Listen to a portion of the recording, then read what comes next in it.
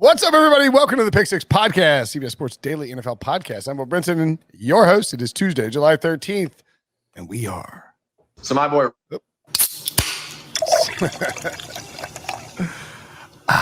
Sponsored by Bud Light still. That's right. As you can see, we are heavily sponsored by Bud Light, loaded to the gills. PickSix presented by Bud Light. See this giant sign. John Breech is wearing a shirt. Ryan Wilson was wearing a hat, and has roughly 14 cases of Bud Light iced tea seltzer back there. And we want you to share a Bud Light with us as you listen along. So go to budlight.com/delivery to order, I believe, your free Bud Light. That's right, budlight.com/delivery or something like that. Anyway, if you want to order beer to your house, go to budlight.com/delivery. Why would you not want Bud Light? It's the summer. It's hot outside. You want an ice-cold beverage that quenches your thirst and delights your palate, and that's Bud Light. Today's episode, AFC MVPs, AFC Team MVPs, I should say. Joining me to do that, John Breech and Ryan Wilson. What's up, boys? Hey, Breech, why don't you tell the folks quickly about the awesome Bud Light cooler that we got that Brinson has yet to receive and probably won't get? Well, the thing is, apparently Brinson has like a security fence around his compound in North Carolina, and delivery people cannot get inside the complex.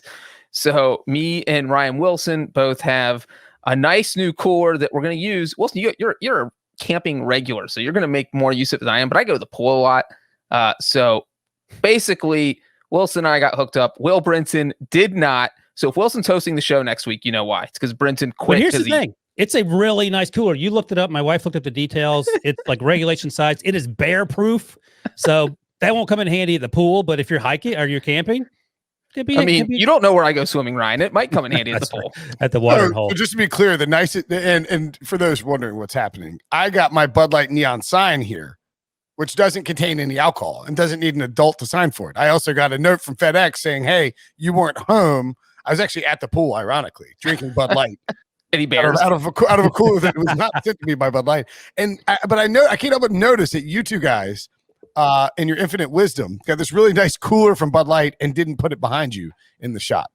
Where am I going to put it? I'm going to put it on a shelf. It's a huge It cooler. would take up the entire shot. You wouldn't be able to see me. And trust me, people watching on YouTube want to see me. I'm the only reason people watch on YouTube. Doesn't need to send you a cooler that's big enough to put a human in it, Breech.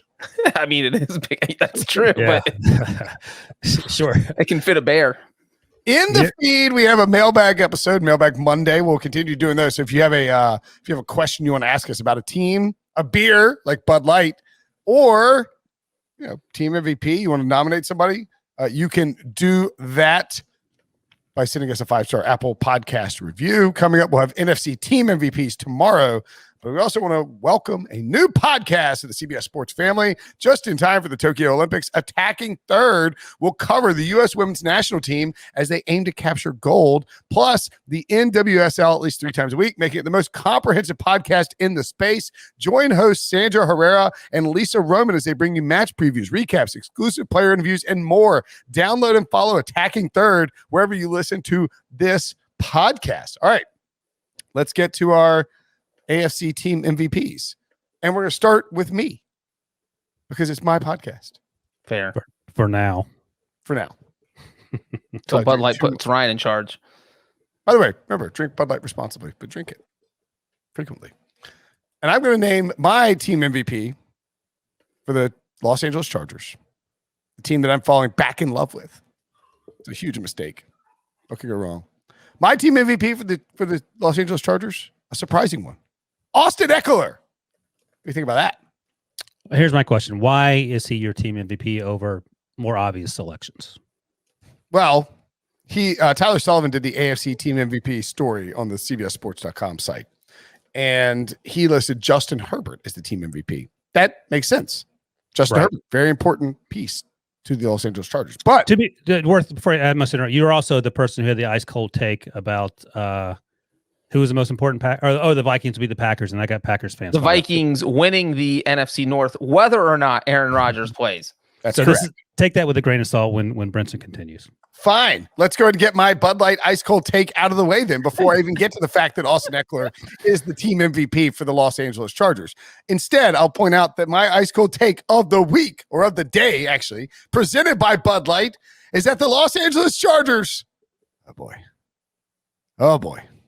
Are going to take the Chiefs down. They are going to win the division. That's right. The Los Angeles Chargers, my old flame. Those with Justin Herbert, Austin Eckler, Keenan Allen, Mike Williams, Corey Linsley are going to defend Joey Bosa. Let's not forget Derwin James. This team is stacked, baby, and they are going to take down the Kansas City Chiefs. This little run with Patrick Mahomes and the MVP, Andy Reid, it's over.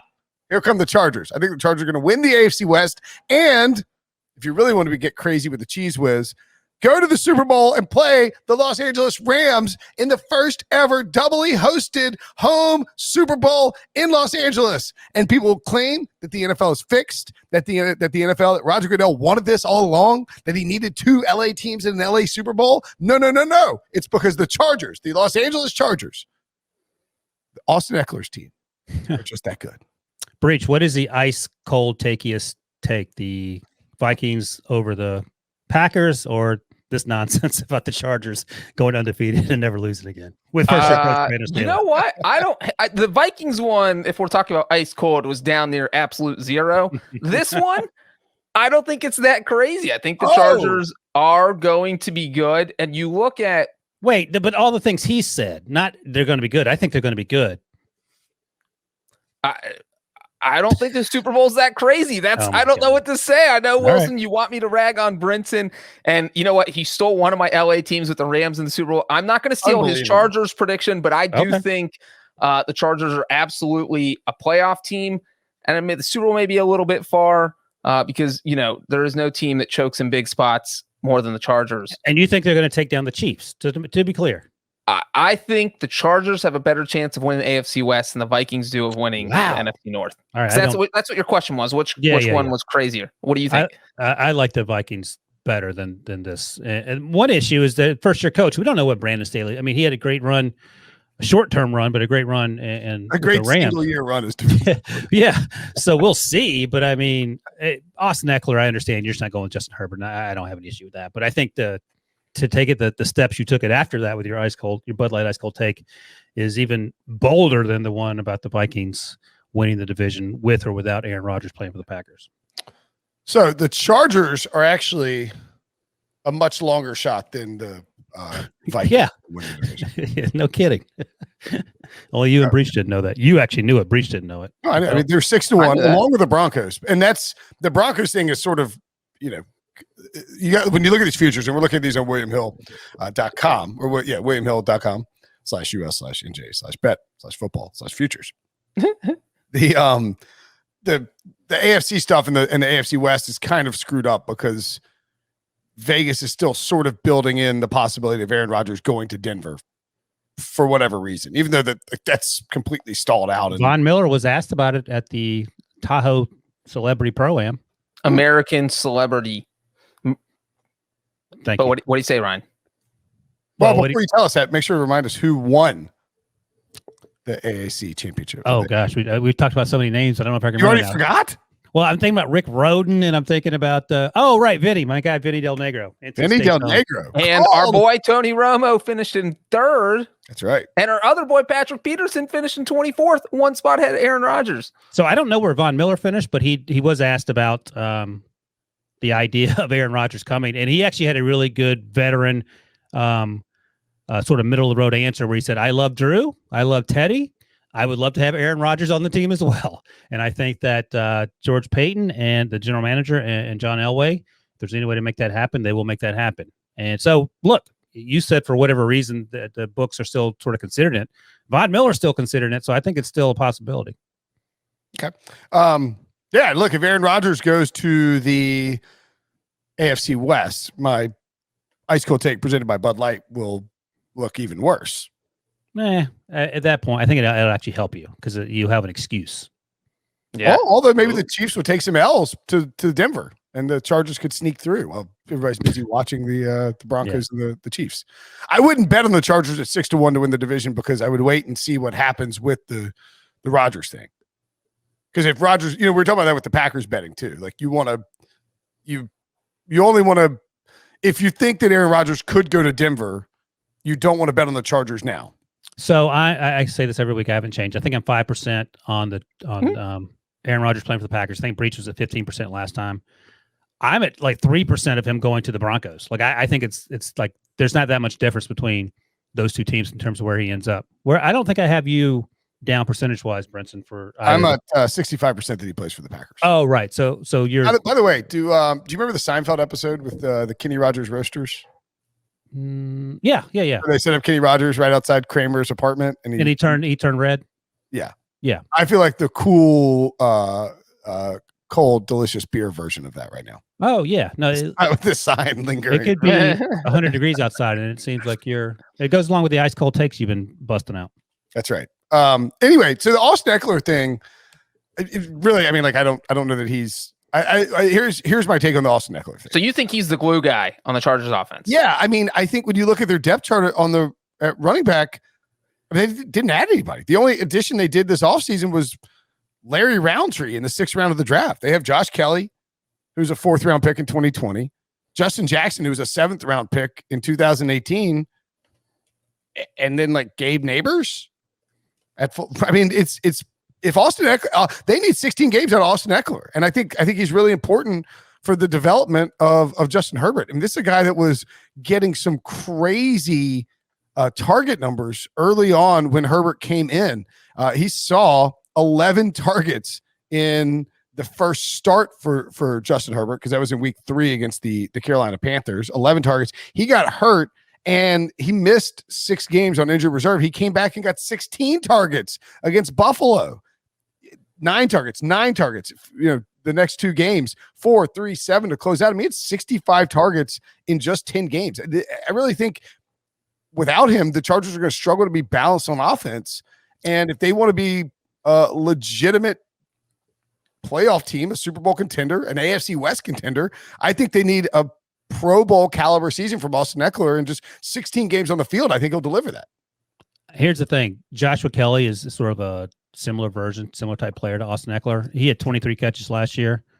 23 targets, 23 catches, no drops. That's actually pretty impressive. Jeez. And I wonder if his role will be expanded. Larry Roundtree is more of just an old school running back. He's a bigger, thicker, between the tackles type guy. So I don't think he'll take anything away from Austin Eckler in the pass game, but I do wonder if Josh Kelly, they'll have plans for him to sort of share that workload.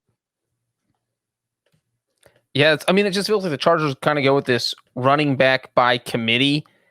And so I have a tough time seeing Eckler getting enough playing time to be like, I just think that that was Anthony Lynn's offense.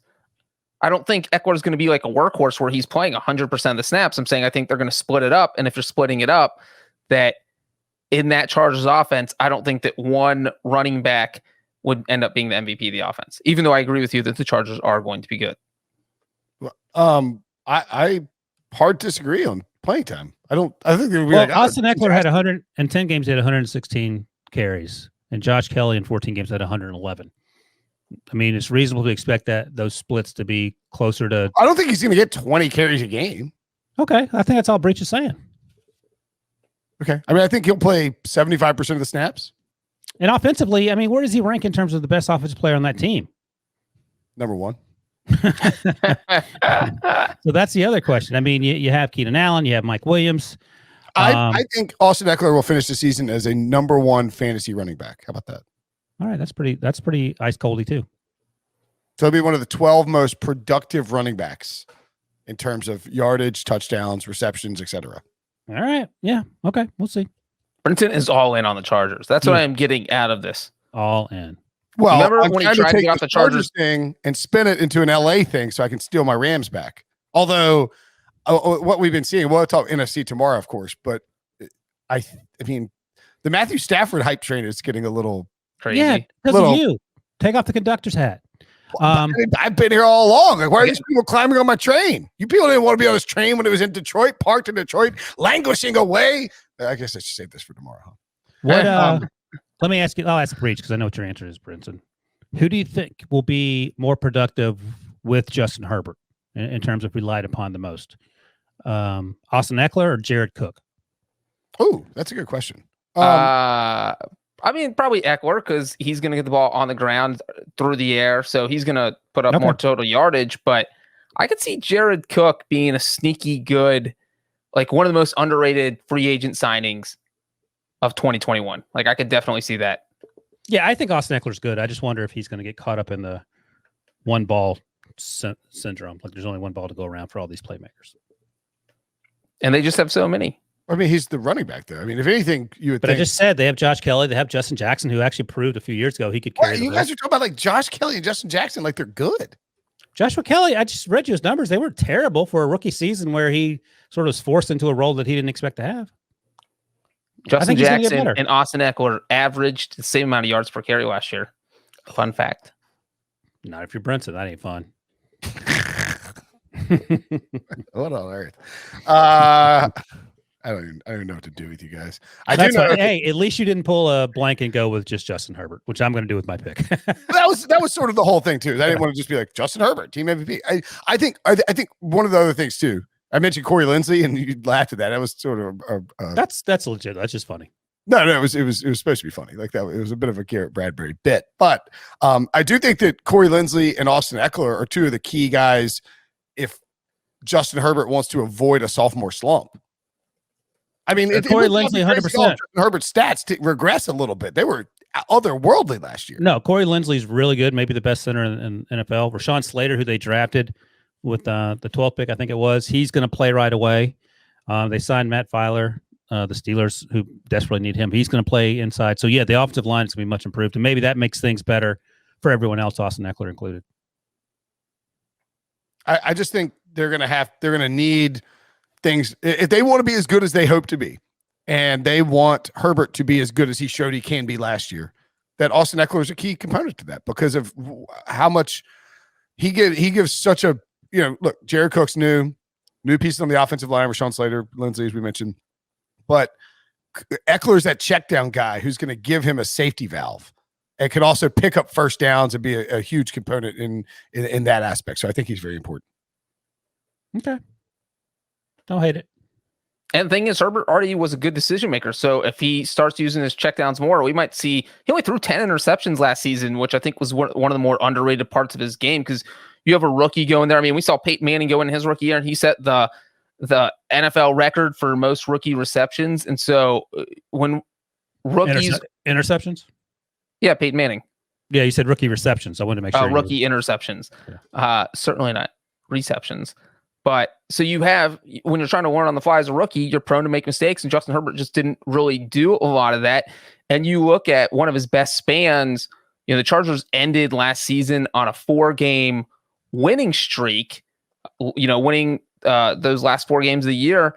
And I feel like Austin Eckler did exactly, was a big part of that. So he helped out. And so I feel like what Brinson's saying isn't completely crazy. Yeah, but you also think the idea of the Chargers winning the Super Bowl makes sense. So, No. I didn't say that. I said getting to the playoffs. I'm not going all the way to Super Bowl. Already backtracking. All right, Breech. Who's your guy? Before we get to... Oh, sorry. I didn't read the copy. Who's the host here, Ryan? I know. Goodness. Well, I mean, look, it would be insane to point out all these smart things that I pointed out about the Chargers, about Austin Eckler, and not also point out that summer is here. And it means only one thing. It's time to stock the coolers and start counting down the days until we can enjoy an ice cold Bud Light in an NFL stadium again. By our count, roughly 57 days remain until we can hear a beer vendor screaming, Bud Light! Bud Light right here! A pretty good beer vendor, actually. To help you take summer by the coolers and get ready to tailgate, Bud Light is giving away free coolers every day. All summer long. Free coolers. All summer long. That's right. Free coolers. All you have to throw away that dusty old ice box you got in the back of your garage and tailgate in style this fall. And all you have to do for a chance to win is go to BudLightLegends.com. You go to BudLightLegends.com. All one word. You hit enter on your browser. The website loads up and you register to win a free, incredible Bud Light cooler. Plus, you will get a beer on us. So sign up at BudLightLegends.com right now. And by the way, we mentioned earlier in the show, what was it? BudLight.com/delivery. Yeah. You go there and you can buy, it has a bunch of links for local places where you can buy Bud Light. Maybe Amazon, you could do it, or even Harris Teeter, if you have those in your neighborhood. I have a Bud Light distributor, a Budweiser distribution plant. up the street from my house. I can probably get one there. You probably can. And I know the Brewmaster. I just remember that. Well, that's a humble brag, I guess. It was Breech. probably the best humble brag in PickSix history. Breech, who is your AFC Team MVP? Well, obviously, I wanted to completely homer it without homering it. So I did not pick a Bengals player. However, I did pick a Tennessee Titans player, and I went with, like, it's a little bit different, not quite as crazy as Austin Eckler with the Chargers, but I went with Julio Jones and the Titans. Shocking. Well, all right. I don't necessarily think Julio Jones is going to be the best offensive player in Tennessee's offense because, they have Derrick Henry on the team. But I think he could be the most valuable player in terms of like the true sense of the word. So you look at Derrick Henry last year, he somehow ran for over 2,000 yards, even though teams were putting 8 in the box against him all the time. He faced the most 8 in the box looks of any running back in the NFL, and the dude somehow still rushed for over 2,000 yards, which is crazy. So if Julio Jones comes in and he just gets back to like 90% of what he was just 2 years ago, and he's 100% healthy, and all of a sudden teams can't put 8 in the box. If you have AJ Brown and Julio Jones, catching passes, you can't do that anymore. And so all of a sudden, Derrick Henry puts up another huge year. Basically, I think Derrick Henry can put up even bigger numbers this year, which is absolutely bonkers to think about since he went over 2,000 last year. And I think it's going to come down to how well Julio Jones plays. If he plays well, teams can't focus on Derrick Henry. If he doesn't play well, then the Titans offense is crippled and teams are going to do what they did last year, which is put 8 in the box for Derrick Henry. I don't hate this. I think it opens things up for a lot of people if Julio Jones is 90% as Breech notes. AJ Brown, chief among them. Josh Reynolds, chief among them. Of course, Derrick Henry, Ryan Tannehill. So the issue was the defense last year, specifically edge rusher, but also they had a lack of depth and talent at the wide receiver position, and Julio fixes that. Now, we can argue whether they gave up too much, whether Julio's close to his prime or whatever, but I think the threat of Julio will be worth the cost for at least 1 year. We'll see what he looks like, and maybe next year is a different story. Maybe they move on from him. Maybe they give him another deal. But I think the idea of Julio being the missing piece, I say that with a question mark at the end, in this offense, in this division, is huge. Are you more concerned? I think this is a pretty easy answer. More concerned about Julio being 90%? Or more concerned, I'll ask Breech first because I know Brinson's answer. More concerned about Carson Wentz being the final piece to help Indy get back to the playoffs. I don't know. For some reason, I'm not too worried about Carson Wentz. I think he's going to tear it up. So I would be more concerned about Julio. But you know what? Julio Jones only played 9 games last year. He averaged 15.1 yards per reception, which was his highest number over the past 3 years. And still put up 85 yards per game. So the numbers were still kind of there. He's just got to be able to stay healthy. And the flip side of this 8 person in the box thing is if teams are like, you know what, Derrick Henry's the guy that's going to kill us, we're still going to put 8 in the box, then Julio Jones is getting man-to-man coverage, which could be just as good. So this works either way. I think that Carson Wentz is a much bigger factor than Julio Jones. If Julio Jones tore his ACL, I'm asking who do you think is going to be? Is Julio Jones going to be closer to the 90% that Breech is predicting or hoping for, or is Carson Wentz going to be the guy we saw in 2017, 2018, or sort of the stiff we saw in recent years? Who's more likely to return to their peak? Julio. That's what I thought, but Breech is drinking the Debo juice. I'm on the Wentz wagon. Debo knows it. I know it. More likely to return to 2017 Wentz than Julio is to return to just who he's been for the last 5 years. Get off the Wentz wagon. You're not even invited on the Wentz wagon, Brinson. There's no room for you. Don't try and get on this later in the season. Wagon if the earth was crumbling into itself, as existence as we know it was coming to a complete and utter end, as asteroids pelted the earth and sunk everything into outer space black hole, and the only way to get off the planet was the Carson Wentz wagon. No thanks. I don't think a wagon does what you think it does. The wagon would fall over. The wagon would be the first thing to fall. I want to hop in. I just want to maintain that there is a standing bet to Brinson. Loser has to shave their head. Something Carson Wentz related. If he feels this confident, I'm more than willing to make a bet. Love it. Brinson? Sure. What was the bet? That Carson Wentz. You have to shave your head. No, I'm not shaving my head. You just said sure. When you get to Brinson's age, I it told might you I not would grow never back. shave my head as part of a bet. Why not? My cousin Jay once shaved his head. This is a long time ago, but he shaved his head. His hair came back like curly, and now he's bald. So I'm not doing that. Oh, I would love bald Brinson. Nothing more than bald people love than other people going bald late. Right. When they thought they Brinson were. would quit his job before.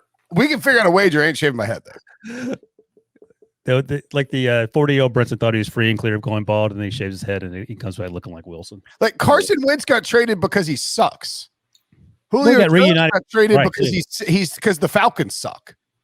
All right, well, put your money where your mouth is. That's all Devo's saying. If you're so sure. Yeah, about he was real confident 60 seconds ago. I threw out the bet. Wait, what are the metrics for Carson Wentz's comeback? I mean, it could be pretty much in your favor, and I'd still be willing to make this bet. I mean, I'm not saying that Carson Wentz can't come back. Sounds like what you're coming saying. back from being crappy. You just talked about the core of the earth and shit. I don't even know what you were saying. Devo's mad. Love it. Devo's got to bleep himself. Core of the earth. I mean, Carson Wentz was the worst quarterback in football last year. Well, make the bet, and What's you can make the the bet? term. You can make the terms of the bet. That's what Devo just said. So in 2017, Carson Wentz he only completed 60% of his passes, had almost 3,300 passing yards, 33 touchdowns, and 7 interceptions. So is he going to be better than that?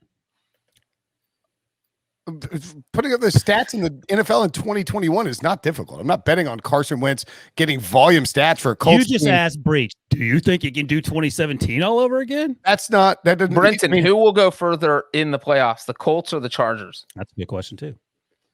I mean, I don't think the Colts are making the playoffs. So I'll say the Chargers. Well, how about you bet Devo that? What? That's ridiculous. Why would I take a Colts versus Chargers bet to shave my head? Like, what does that say about? What does that have anything to do with Carson Wentz? He could be terrible. They could still win. Like, what if like Nick Eason takes over and they go to the playoffs? If Nick Eason takes over and they go to the playoffs, I'll shave my head. I don't know who Nick Eason is, Ryan. But only if Brinson agrees to shave his head. I was trying to figure out who he was too. Is it Jacob Eason? Who am I thinking of? Yes. Nick Eason was a defensive tackle for the Steelers. Oh, that's too bad because I wasn't going to have to shave my head. And I was trying to rope Brinson into the bet. Didn't they have a? No, you weren't. You forgot. You forgot to. It's Brinson. Jacob Eason. Didn't they have a Nick they drafted? Brinson moonwalking like crazy. Sam Ellinger's 2021 playoff run, baby. All right. Leave a 5-star at PickSix Pod on Twitter. Give us an idea of something Carson Wentz related we can wager on. I mean, if Carson Wentz leads the NFL in touchdown percentage in QBR again, that would be surprising. And by the way, just so we're clear, because I know people have mentioned this on various social media platforms, I'm waiting on Breech to continue with I'm willing to get the tattoo. I'm not going to be a Welcher, someone called me on Apple Podcasts. I'm waiting for Breech. That is where I'm at. I'm not going actively trying to seek out getting a dumb tattoo. All right. How about this, Devo? We'll come up with a Carson Wentz bet. We'll figure out the parameters of it. I think he'll be better than he was last year. That's a no-brainer. But This is the first time you've said that. I've said that all along. I mean, he was the worst quarterback in football last year. Go ahead. He was benched for Jalen Hurts. Jalen Hurts traded. starting. Go ahead. What's the rest of your interception, sacks, and sack yards? What's the rest of your comment? If we'll figure out this bet, and then what we'll do is we'll let's apply the shoey right now. When we figure out the terms of the bet, the Carson Wentz bet, if Devo wins, I will have to drink a beer or something. Bud Light. Maybe a Bud Light. That would help cover up the taste of Devo's shoe. You have to purchase a game-used Carson Wentz cleat and drink out of that. I like it. Love I was it. going to suggest that. I didn't know. I was like, I wonder if you can find a game-used Carson Wentz cleat.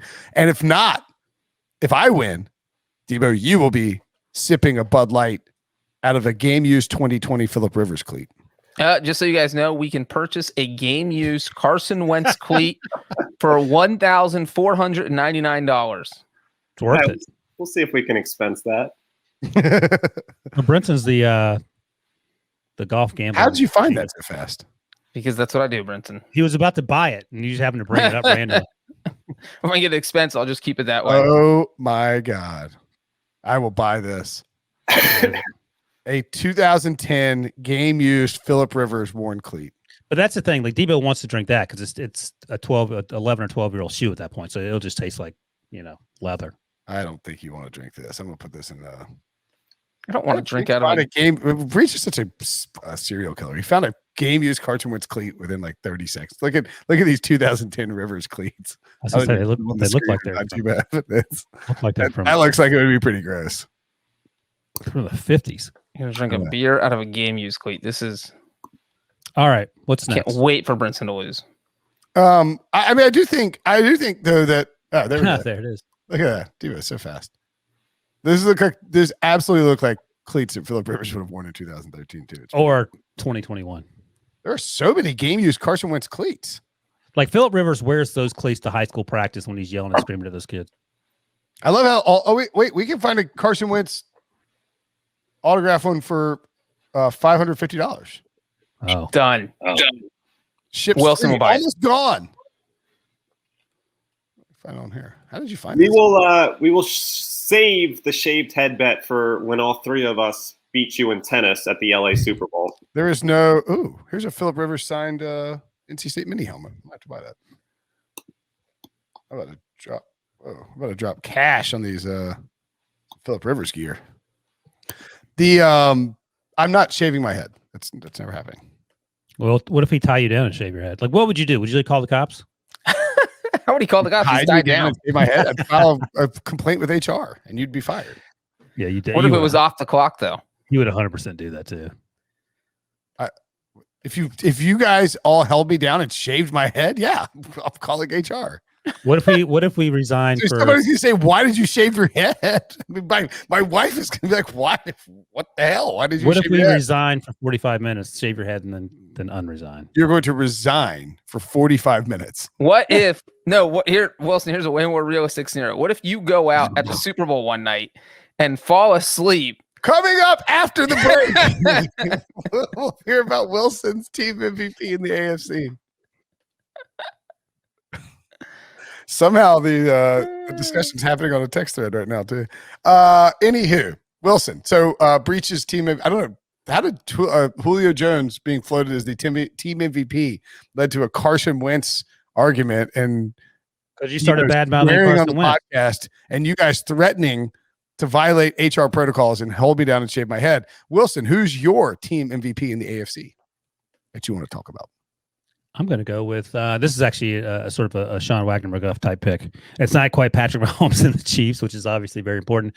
But the quarterback's Baker Mayfield, and of course the team is the Browns. And I think if the Browns, we've talked about this on and off during the offseason, that the Browns have a legit chance to win that division. If they're going to do so, it starts with Baker. Now they have a lot of other moving parts that need to come together. But the way they finished last year, the back-to-back wins over the Steelers, including the first round of the playoffs, the near win over the Chiefs, when Mahomes went out and Chad Henne came in. Those are all steps in the right direction. Those are all great developments. Kevin Stefanski, Coach of the Year, he's coming back. They finally got the coaching hire correct. And I think that Mayfield, the way he finished, is playing with a ton of confidence in 2020. And I expect that will only continue and grow in 2021. They're getting Odell Beckham back. The team should be better in every regard. They got Jadeveon Clowney. I don't know if he's necessarily going to add a ton as a pass rusher, but he can certainly help in the run game. They have Myles Garrett, who's one of the best players in the league. They drafted Greg Newsome, really good cornerback. They got Jeremiah Owusu-Koramoah in the second round, also a really good pick. So that defense should be younger, faster, stronger, better. They got Anthony Schwartz, who they drafted out of Auburn in round 3, maybe a little high, but he sort of has some Mike Wallace qualities to him. So another playmaker for Mayfield to go along with that running game.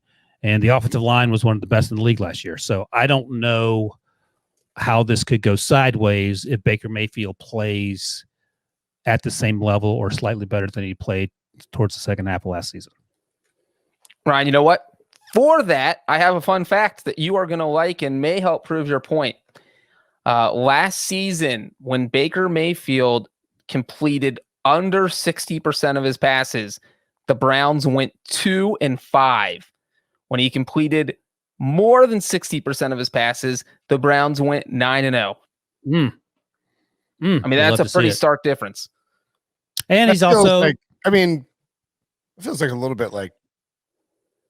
I don't think it's like saying because like the argument people throw out are if a running back gets 20 carries, the team never loses when it's real just, it's because running backs carry it more at the end if your team's winning. And there's just but if your quarterback is on fire, especially if you're the Browns who haven't really had a good quarterback for so long, you're more likely to win. I mean, it's that simple. With the Browns, obviously last year, it was that simple.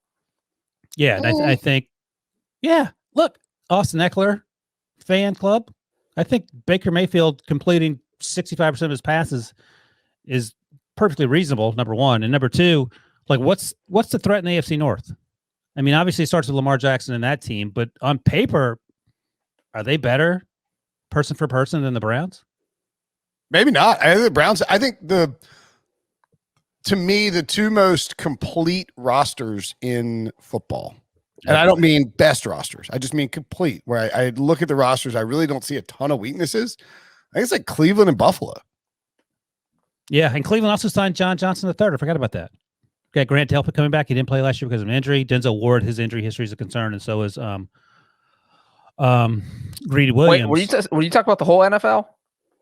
Or the AFC? Or the AFC? The AFC, because this is an AFC podcast, Breech. Okay. Well, I wasn't. I thought you said NFL, though, so I was clarifying for those at home who are listening. By the way, who would you want to complain about me not including? I would have probably said the Buccaneers. Yeah, Buccaneers count. There's a Sean answer right there. The team that won the Super Bowl is pretty. Super Bowl champions with Tom Brady at the helm. That's not a Sean answer. I didn't pick the Buccaneers. We're asking who has the most talented roster from top to bottom. Pardon. Excuse me. The entire NFL or? By the way, if you're watching on YouTube, the best thing is like Breech is wearing a shirt with his name on it. You start calling him Bud. What's better when you lean forward, like Bud? Listen, Bud. But yeah, I mean, this is an obvious answer. Is that a long sleeve shirt or is it like a half? It's a softball shirt. It's awesome. I love softball shirts. I'm literally not going to take this off. I'm going to wear this every day for a week. So I didn't get a softball shirt. I got the security jacket, which because you don't play softball, Ryan. I want a security jacket. Look at this. Oh man, you got to go on YouTube so you can see Ryan Wilson wearing this security jacket. Like you're basically like the beer you're like the beer security guard. I'm working the beer guard. Like Paul Blart for beer. Yeah, that's right. Which you are. I love throwing people out of the beer garden. Yeah. It looks like a throw him out of the beer garden. Excuse me. Or you could be the guy who excuse me, ma'am. That Bud Light expired. I'm gonna need to see some ID. But anyway, yeah. So I'm going with the Browns. Not super, like I said, super sexy, but incredibly important that Baker Mayfield plays well. No, I mean I think that's the thing about Baker too. I think it's being slept on here, or as BMAC likes to say, quiet as it's kept. I think is the phrase that he uses. I've never heard him use that phrase. I love it. Baker's playing for a contract. That's the other thing. That's right. I mean, Baker. Almost every offseason, there's a couple quarterbacks where we have this big debate about, whether it was Marcus Mariota for a while, then it was Jameis Winston. Quarterbacks who move on, or it was Carson Wentz, it was Jared Goff. So they pay him, like Dak. We do it all the time. Baker, there was no discussion this offseason. You know why? Because Baker did what I thought was incredibly impressive, the responsible thing. And he said, I don't want a new contract. I'm not worried about it. If they give it, if they handed him one for exactly what he wants, he'd do it. But I think he went and told his agents, he told his people, he said, look, I don't want this to be a big thing this offseason. Should Baker get paid? Does Baker get paid? How much should Baker get paid? He quashed it. He put it all to bed by saying, I don't want to worry about a new contract right now. And I think he's betting on himself this year. He is saying, I'm going to go out and I'm going to play really well. I'm going to improve on how I operate this offense in year 2 with Kevin Stefanski. We're going to win a bunch of games. We're going to go back to the playoffs. And then I'm going to ask for a ton of money next offseason, and no one's going to flinch because you just pay quarterbacks. That's what you do. And I thought that was a very stark difference from the Baker Mayfield we saw 2 off seasons ago before the Freddie Kitchens debacle, when he was in every single had like GQ and all those commercials and all that. It was just Baker coming off a really good rookie season. And I think that, I know that's kind of dumb, but I think that kind of hurt his development, I think, because people got sick of him. I don't know if it hurt his development, but when the season went sideways, it didn't help things. People were whinging about Exactly. And now I think people are like, I just think the approach that he's taking is so completely different that I have high expectations for him this offseason. And I'm not even that freaked out by looking at these, when you look at William Hill and you go to the odds, Yeah, what Call are they me again? crazy, but I think playing for Hugh Jackson and Freddie Kitchens also hurt his development. That's Crazy. fair. But the Browns at 16-1 should be crazy. That should, Or people should be was it- screaming about that. That's Wins the Super Bowl, division? right? Super Bowl. Okay. That's Super Bowl. I was gonna say division. That's crazy. What are the division odds? They are plus 145 to win the division. The Ravens are plus 120. See, I don't know. I like this. I think Baker right now is my number 2 quarterback in that division. Anyone disagree with that? Breech? I mean, the only other argument you can make is Joe Burrow, I but was going to say against Joe Burrow or not. you probably go Baker for now. All right. Burrow's got to prove something. Yeah, I think Burrow's got to. I mean, the one thing. Here's the one thing I would say about Baker, and because I thought about talking about him as a sort of a sleeper for MVP, just because if the Browns win 12 or 14 games, it could happen. The only problem is that if you go and look at Kirk Cousins' stats from 2019, which is when Kevin Stefanski was the offensive coordinator there, Kirk Cousins makes the Pro Bowl, has a great season, only throws 6 interceptions, completes almost 70% of his passes, and the Vikings went 10-5. Only 444 passing attempts in 15 games, which is just not very many. And he ain't winning the MVP. That's what I'm saying. You go look at Baker Mayfield last year. I think his stats can take a big jump. I think he'll have very few interceptions. I think he'll approach 30 passing touchdowns, 35 plus passing touchdowns, even maybe. But only 486 passing attempts in 16 games. And there were a couple where they had bad weather, maybe. And so they were down, and we could see it maybe approach 500. But this is what Kevin Stefanski does in his offense. He doesn't Nick Chubb's not going to have 20 carries a game. I just don't think Baker's going to have the passing attempts to would love Ben Roethlisberger to throw the ball 400 times a season. I mean, you would love that. So before we move on, wrap this thing up. Any concern about this? First game of the season at Kansas City, Houston week 2, they'll win that. Then it's Chicago, Minnesota, Chargers, Cardinals. That's how the Browns start. It's not an easy path. It's not an easy start. And unlike previous Browns teams where you might say, oh, they're only going to win one game, and that'd be the Texans, I think they have a chance. So many games? That's 1, 2, 3, 4, 5, 6 games. They go 4-2 in that? Is that possible? Yeah. I think 3-3. That's definitely possible, but you have to. The thing is, they can't do is go 2-4 because you're still the Cleveland Browns, and you don't want to jump out of the gate, fall flat on your face, and all of a sudden everybody's like, "Oh my God, the wheels are falling off the wagon for the 20th year out of 21 years." I think 3-3 would be pretty good in that stretch. 3-3 would be great because the schedule actually does ease up a little bit after that. They have the Broncos. That assumes. Hey, bear in mind, you haven't played any division games at that point. That's right. And the division games are actually, I consider, the Steelers and the Bengals will be, maybe you split with the Steelers. I would imagine you split the Bengals. We'll see. I don't want to get Breech upset. I mean, they're 2 of their toughest games last year against the Bengals. But then Baker Mayfield had arguably the best throw of the season when he beat the Bengals with a long touchdown with under a minute left. Their first 10 games are not easy. Here's the thing. They're going to face Aaron Rodgers one way or the other because they play both Denver and the Packers. So they're not getting away from Aaron Rodgers. That's unfortunate. I mean, so you mentioned those first 6 weeks. You really got to beat Arizona and Chicago at home. And then you take care of like Houston's a win. Yeah. If you can get Arizona and Chicago at home, and then maybe you steal one to get to 4-2, they could beat the Chargers or the 3-3 is a good start. Yeah, I think 3-3 is a good start. Then Denver, Pittsburgh, at Cincy, at New England. I mean, you need to be 5-5 after 10 weeks, worst case, I think. And then they have they played Baltimore 2 consecutive games. With the bye in between. Which is still mind-blowing. Yeah, that's idiotic. Raiders, Packers, Steelers, Bengals to close it out. I mean, it's not. That's a good stretch to finish with. Yeah. If Aaron Rodgers is not playing, that's a real stretch to finish with. Yeah. But all right. We say that now in July and in October. I mean, I personally think that 16-1 is a little short for the Browns to win the Super Bowl. I think they should be like 30-1. Oh, I see. Yeah. No, I agree with that. That's right. I wouldn't bet him at 16-1. Right. Okay. I agree with you. I misunderstood you. Yeah. Okay.